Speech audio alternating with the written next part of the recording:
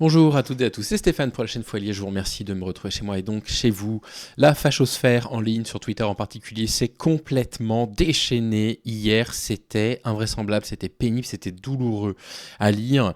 Et on va discuter un petit peu de ça, on va discuter un tout petit peu de ces personnes qui sont en train de danser sur le cadavre d'une adolescente qui n'a toujours pas été enterrée malgré la demande expresse de sa famille de ne pas faire de récupération politique sur cet événement. C'est épouvantable en fait ce que ces gens sont prêts à faire. En fait, ils ont passé un pacte avec le diable et ils ont vendu leur âme. Ils n'ont plus d'âme, ces gens-là. Ils n'ont plus la capacité d'empathie. Je ne supporte plus de faire société avec eux.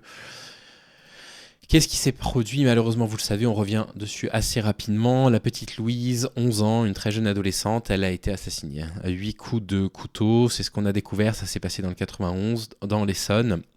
La disparition avait été signalée par sa sœur sur les réseaux sociaux, enfin par évidemment d'autres personnes, mais entre autres sa sœur sur les réseaux sociaux. Cette information est importante pour la suite. Donc sa sœur qui s'était inquiétée de la disparition du coup de la petite Louise, qui avait disparu à partir de 14 heures et dont on a retrouvé le corps malheureusement sans vie dans le bois des Templiers. Bon voilà, sa vie qui lui a été arrachée, on pense évidemment à sa famille, tout ceci est évidemment absolument dramatique. Heureusement que ces phénomènes-là sont très rares, heureusement que les assassinats en France sont rarissimes, on a rarement vécu dans une société aussi apaisée avec aussi peu de crimes, contrairement à ce que vous en dit l'extrême droite, les statistiques judiciaires ne mentent pas là-dessus. 2 personnes avaient été placées en garde à vue. Alors il faut qu'on revienne dessus pendant un instant pour que vous compreniez pourquoi. Vous allez comprendre pourquoi dans l'épisode. Donc 2 personnes ont été mises hors de cause. Leur garde à vue a été levée. Le problème, c'est que l'une de ces 2 personnes avait un nom à consonance arabophone et que quand on a appris qu'il était suspect, son nom a été diffusé partout en ligne. C'est une personne du coup qui est vraisemblablement parfaitement innocente des faits, qui lui avait été même pas reproché. Ils avaient été mis en garde à vue parce qu'ils l'avaient croisé, tout simplement. Et donc, les réseaux sociaux d'extrême droite avaient doxé complètement son nom, le nom de cette personne-là, qui est en couple avec une femme dont le nom est à consonance française, pour peu que ces phrases-là veuillent dire quoi que ce soit, consonance française, ça ne veut plus rien dire aujourd'hui. Et donc, voilà, elle a subi une vague de cyberharcèlement, parce que, soi-disant qu'elle était en couple avec l'ennemi, lui, il a été accusé d'assassin, menacé de mort, etc. Bon, bref, comme d'habitude avec la fachosphère. Et puis, l'éducation nationale qui n'en rate évidemment jamais pas une pour expliquer qu'ils ont beaucoup d'émotions, mais peut-être que si leur premier travail, à savoir s'occuper correctement de l'éducation nationale, payer correctement les profs, s'assurer qu'il n'y ait pas de harcèlement scolaire, etc., détecter les faits de pédocriminalité comme ça devrait être le rôle de l'école était fait déjà, peut-être qu'on leur donnerait un petit peu la parole et on accorderait du crédit à leurs propos. On se fiche de ce que Elisabeth Borne a à dire. Il y aura bien évidemment une cellule d'écoute psychologique en urgence qui sera mise en place au collège où cette pauvre jeune fille, Louise, a malheureusement perdu la vie dans un bois qui était à côté de Longjumeau, à côté de son collège. Voilà.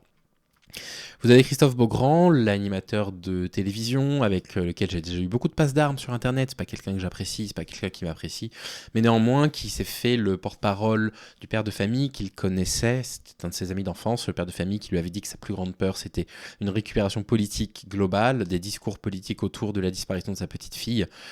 Et donc il a partagé le souhait du coup de cet homme, de ce père de famille qui est endeuillé, qu'il n'y ait pas de récupération politique et qu'on le laisse faire son deuil tranquillement. Et voilà, la fachosphère s'en est mêlée.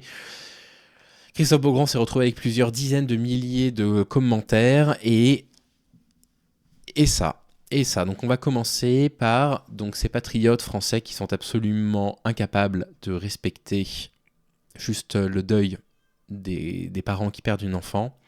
Jordan Florentin, c'est pas n'importe qui, c'est un journaliste de CNews, d'accord, et qui dit: plusieurs tweets de Marianne, la sœur de la petite Louise, victime d'un ignoble francocide, refont surface. Donc déjà, dire francocide est déjà une récupération politique. Le francocide, dans leur vocabulaire, c'est une reprise du mot féminicide. Ce serait pour expliquer que les Français sont majoritairement assassinés par des étrangers aujourd'hui. On sait évidemment que c'est faux.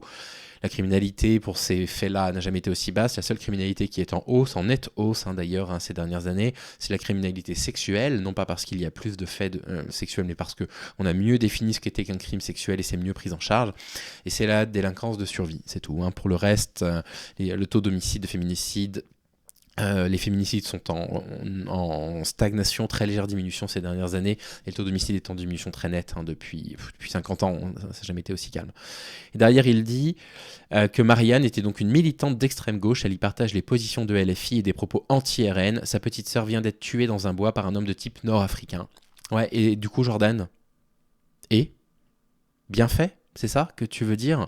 Alors Jordan, évidemment, s'est pris la shitstorm de sa vie après avoir posté ça, parce qu'il est quand même en train de sous-entendre que c'est bien fait pour cette famille qu'à pas être de gauche. Et Jordan, dans son grand courage, a supprimé son tweet pour en mettre un à la place beaucoup plus consensuelle, mais on va pas oublier que CNews héberge ce genre de journalistes, hein, on va pas oublier ça. C'est lamentable.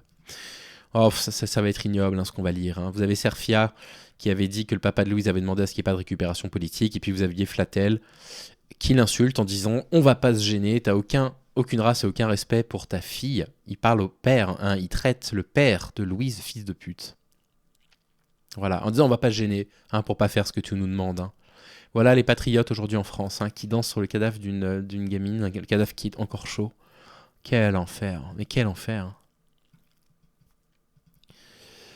Johan Power qui dit « Je viens de faire un tour sur le compte Twitter de la sœur de Louise. Ses retweets sont faire barrage à l'extrême droite, le RN est une escroquerie, etc. Mais ce matin, la réalité vient de la gifler en plein visage. Et là, il ose écrire toutes mes condoléances tout de même. » Ah ouais, d'accord, parce qu'en fait, c'est de l'empathie tout de même. Voilà, allez, tout de même, voilà, je vais avoir un peu d'empathie parce que c'est quand même un enfant qui est mort. Mais bon, tout de même, non mais, enfin, vous vous rendez compte, hein. Vous vous rendez compte de ces gens-là. Ils mériteraient des plaintes, hein, ces gens-là. Ils mériteraient tous de passer au tribunal pour ces propos-là. Hein. C'est fou, hein, comme l'extrême droite est décomplexée en France. Flandre qui dit c'est sûrement déplacé de mentionner cela alors que l'heure est au deuil, bah du coup juste ne va pas plus loin. Mais force est de constater que sa grande sœur, ayant lancé l'appel suite à cette disparition, retweetait des messages hostiles à la droite patriote.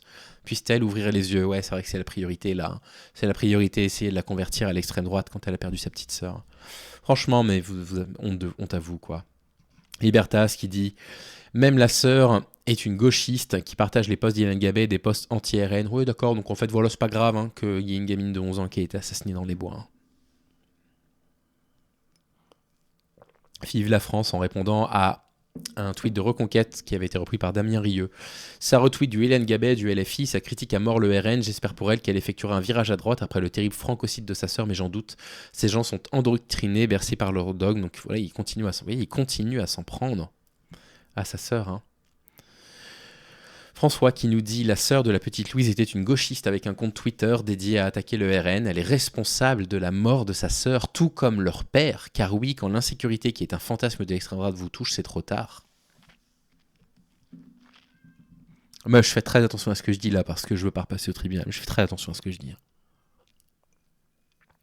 Je vous assure que vous ne voulez pas savoir le fond de ma pensée. Les mots qui actuellement s'agitent dans ma tête hein, pour qualifier ces individus. AM qui dit « Elle est morte à cause de tes idées de mère. Désolé Louise, ta sœur fait partie du problème à cause duquel tu as été assassinée. » En répondant à la sœur de Louise. Violette qui nous explique que la petite Louise est de l'extrême gauche la plus crasse, celle qui a du sang sur la main, la fin que sa sœur. Voilà, attaquer la sœur d'une fille qui vient de perdre, d'une ado qui vient de perdre sa petite sœur, moi vraiment... Godefroy de Bruxelles qui dit apparemment la sœur de cette pauvre gamine est très à gauche. Le partage de la publication sur Philippines est d'autant plus triste quand on sait que sa sœur a subi le même sort. On a Barbare de race, donc là on a carrément l'acceptation du racisme pur et dur. C'est triste, mais cette pauvre Louise est peut-être morte car elle a été éduquée par des gauchistes. Quel enfer de dire une chose pareille, c'est la faute des parents. Hein.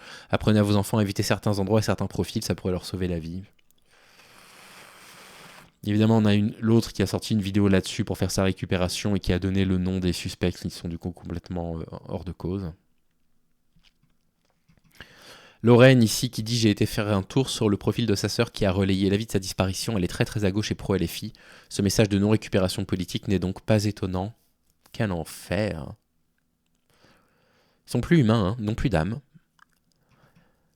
Audrey Bretagne qui dit « Je vais être ignoble. » Les pays seraient des gauchistes pro-immigration qu'ils assument.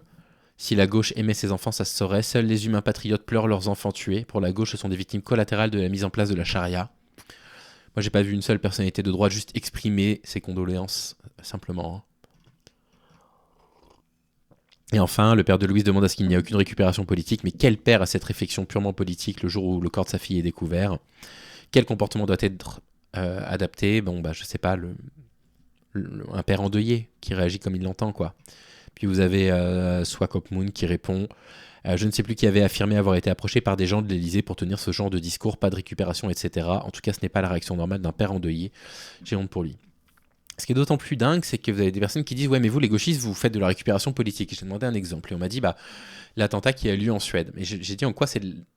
Qu'est-ce que j'ai fait comme récupération politique ?» Il dit « T'as dit que c'était un attentat d'extrême droite. » Bah oui, c'est littéralement un attentat d'un homme revendiqué d'extrême droite qui s'en est pris à un centre où des migrants venaient essayer de passer le bac pour les assassiner. Et je n'en ai pas fait un discours pour dire, je ne sais pas, certains migrants étaient de droite et donc un peu tant pis pour eux. Simplement, c'est une description des faits. Lorsque vous, en fait, vous allez fouiller la vie d'individus pour doxer jusqu'à sa sœur, donner des informations en expliquant qu'elle est une gauchiste et que c'est elle qui est responsable de la mort, est-ce que vous faites la différence quand même entre qualifier du coup un attentat? Moi, j'ai aucun mal pour dire que les attentats du Bataclan sont un attentat islamiste. Mais j'ai aucun mal aussi pour dire que les attentats à Magdebourg sont un attentat d'extrême droite. Et je parle de tout. Je parle de tous les faits. Je parle de tous les faits de pédocriminalité, de tous les faits d'agression sexuelle ou de viol sur les femmes. Alors je suis pas l'AFP, je parle pas de tous les trucs qui sortent dans la presse, mais à chaque fois qu'il y a du discours à faire, je me pose pas la question de connaître l'origine des agresseurs. Je m'intéresse sincèrement à la question de la violence et de la domination masculine. En quoi c'est de la récupération politique que de nommer les choses? Mais quand vous arrivez en disant ouais, condoléances quand même, hein, parce que sa sœur, elle était d'extrême gauche. Bref. Allez, je vais vraiment je vais m'arrêter là parce que je voudrais surtout pas. Ça fait quand même un moment que sur la chaîne je fais très attention aux mots que j'utilise et je voudrais pas craquer bêtement là-dessus, mais voilà, je n'en pense pas moins. Bon dimanche à vous.